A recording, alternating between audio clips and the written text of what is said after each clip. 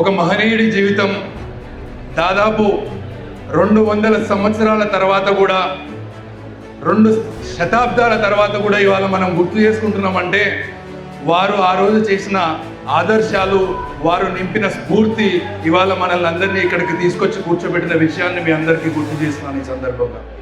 మిత్రులారా, మహాత్మా జ్యోతిరావు పూలే గారి గురించి అనేక మంది పెద్దలు అనేక విషయాలు తెలియజేశారు. ముఖ్యంగా నేను కొన్ని విషయాలు మీ అందరికీ తెలియజేయదలుచుకున్నాను. జ్యోతిబా పూలే గారు ముఖ్యంగా వారి ఉద్దేశము విద్యార్థులు చదువుకోవాలి, బలహీన వర్గాలందరూ చదువుకోవాలి, నిమ్న వర్గాలు చదువుకోవాలి, అణగారిన వర్గాలు చదువుకోవాలి, వారికి కూడా ఈ సమాజంలో సమానమైన అవకాశాలు రావాలి అని చెప్పి ఆ రోజు జ్యోతిబా పూలే గారు ఏదైతే ఆలోచన చేశారో ఇవాళ తెలంగాణ రాష్ట్ర ప్రభుత్వం కూడా అదే ఆలోచన చేస్తుంది అన్న విషయాన్ని మీ అందరికీ గుర్తు చేస్తున్నాను ఈ సందర్భంగా. ఇటీవల 2025, 2026 ఈ రాష్ట్ర బడ్జెట్ ప్రవేశపెట్టినప్పుడు ఆర్థిక శాఖ మంత్రులు ఇక్కడే ఉన్నారు. దాదాపు 12,511 కోట్ల రూపాయలు ఈ విద్యా వ్యవస్థ కోసము, బీసీ వెల్ఫేర్ డిపార్ట్మెంట్ కోసం కేటాయించిన విషయాన్ని మీ అందరికీ ఈ సందర్భంగా గుర్తు చేస్తున్నాను.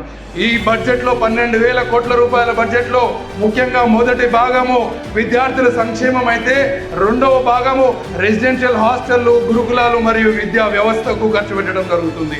మూడవ భాగము స్వయం ఉపాధి మరియు కుల వృత్తుల కోసం ఖర్చు పెట్టాలి, నైపుణ్యాభివృద్ధికి ఖర్చు పెట్టాలని చెప్పి ఈ ప్రభుత్వం ఒక గొప్ప సంకల్పంతో ఇంకో గొప్ప నిర్ణయం తీసుకుంది. విద్యార్థులారా, ఇక్కడ కూర్చున్న విద్యార్థులందరికీ నా విజ్ఞప్తి ఒకటే, మనం నైపుణ్యాభివృద్ధిలో కానీ విద్యా ఉపాధి అవకాశాలతో పాటు రాజకీయ అవకాశాలలో కూడా ముందుకు నడిచినట్టయితే ఈ తెలంగాణ రాష్ట్రం సర్వతోముఖ అభివృద్ధికి మీ అందరూ కూడా కట్టుబడి ఉండాలి.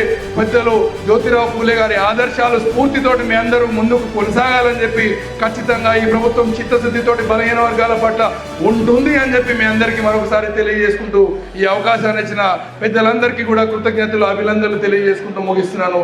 జై హింద్, జై కాంగ్రెస్.